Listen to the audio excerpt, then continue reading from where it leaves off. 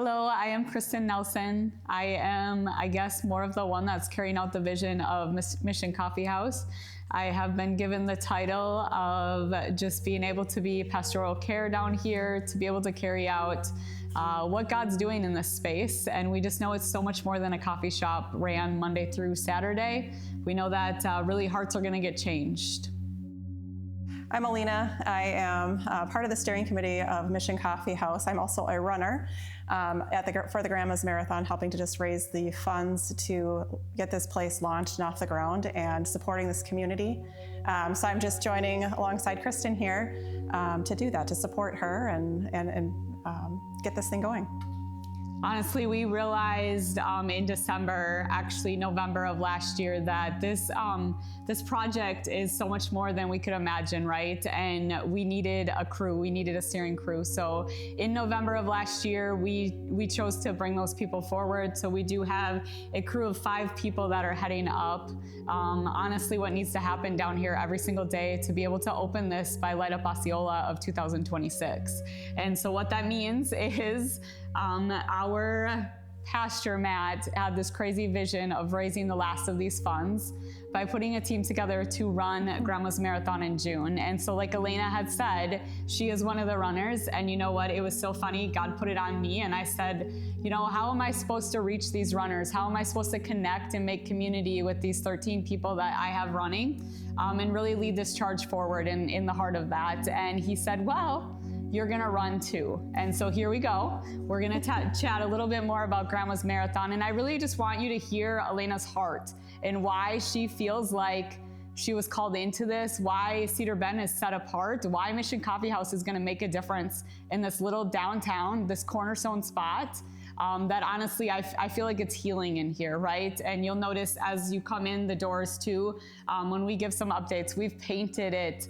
We've added specific pieces of furniture so that when you come in here, you feel like your family is to be here, that you are welcomed here. And it's not just about the cup of coffee that you're gonna get. So Elena, what did you think when we came to you and said, I feel like you are to be able to run this marathon with us? What did you choose? What did you feel? It was a hot second of trying to decide if my body could do it again. I have run marathons in the past, and the last one I ran was about 8 years ago, and I did suffer a hip injury that has not fully healed yet, but through training and adjusting my training style, and praying over this, I feel like 13 miles, I'm not gonna do the full 26, but 13 miles will be doable for me.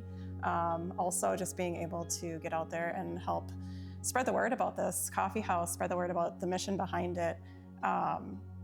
It was really just strong on my heart. So it was, in the end, it was a very easy decision, I feel like too. How has training been going for you? So to be completely honest, I did not feel like a runner when I started this. Like I had said, I am a very healthy person, but running was not. I could run a 5K and that was about it.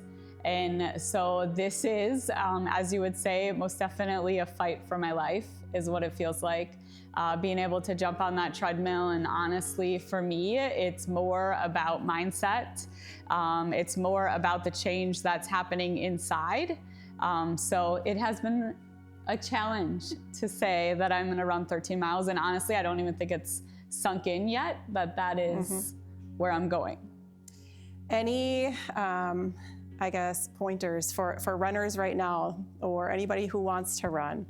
What would you recommend, or what are things that you have learned along the way in your training that you would want to share? Yeah, so I would say that a lot of it becomes a nutrition balance.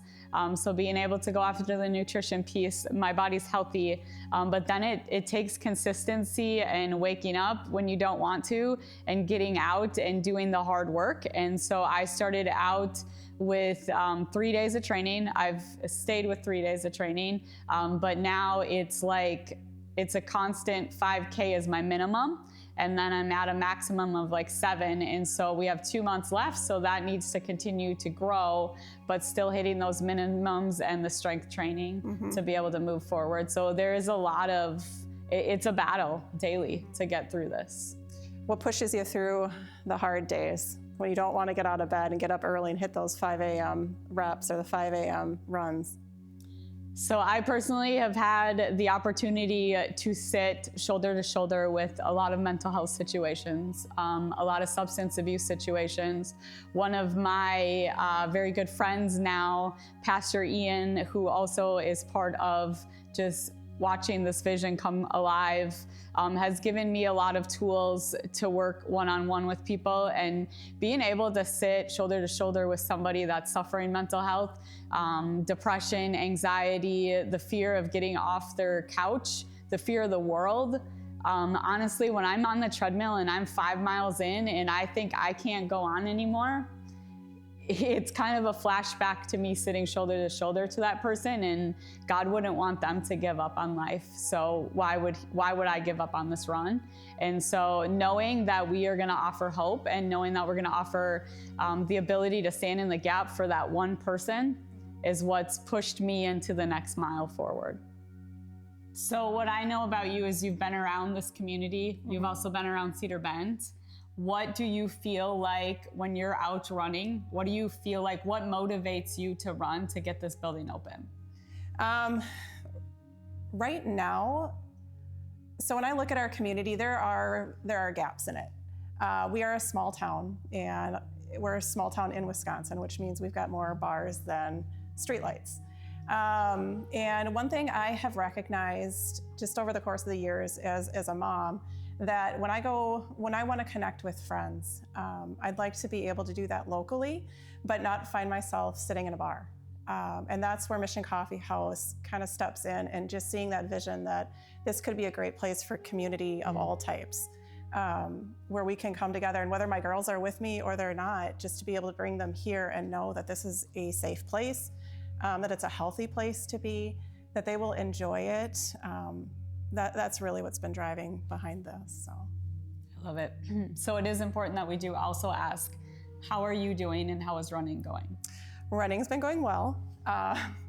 It has, you have your weeks. There's the ups and downs of it. So you're fighting through the winter cold and trying to get outside and conquer that pavement, but it's hard. So I'm so thankful that I have a treadmill.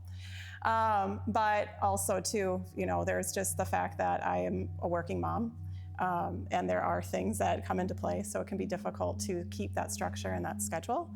But I feel like I have really been able to stay focused and committed my whole this time. So that's awesome. Where do you find yourself? Where do you most enjoy running at? Like, do you find yourself more outside? Do you find yourself? I know we've been fighting the seasons around here, most definitely this one, but where do you find your peace in running? Honestly, I just found doing the loop in Osceola. There's a 3-mile loop that we've walked as friends, and running that has been amazing. You get to see all the people. Sometimes you get honked at. Sometimes you get text messages from friends saying, "Hey, I saw you out running on M," or something. So it's fun, because it also just makes you want to push harder too. On the treadmill, it's easy to stop and stand on the sides for just a minute. When you're out there, you don't want to see people, or you don't want people to see you giving up. So being more accountable out and exactly. about. Yeah. Okay, I love that. And then lastly, I think, what are you hoping at the day of the marathon for the half? Do you have any specific goals for yourself? To make it. No, I think I just want to. There was a time that I set the last marathon I ran, I hit a time that I didn't think was possible for myself. And that was before I had suffered this hip injury.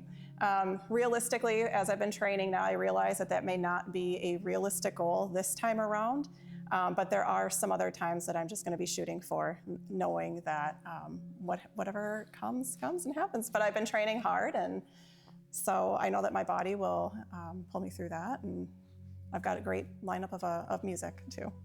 The playlist is always huge. The playlist is banging.